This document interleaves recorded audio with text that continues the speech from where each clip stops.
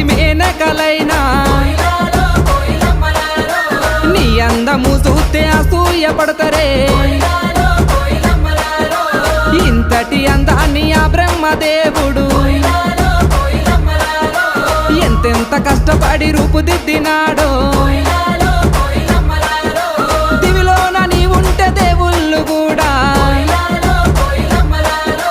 నిన్ను చూసి ఆగడానికి కిందికే పంపనేమో మల్లె చెట్టు కింద కూస్తున్నా మనసైన ఓ ముద్దుకుమ్మా లంగవోని వేసుకొని దొంగ చూపు చూసుకుంటా నా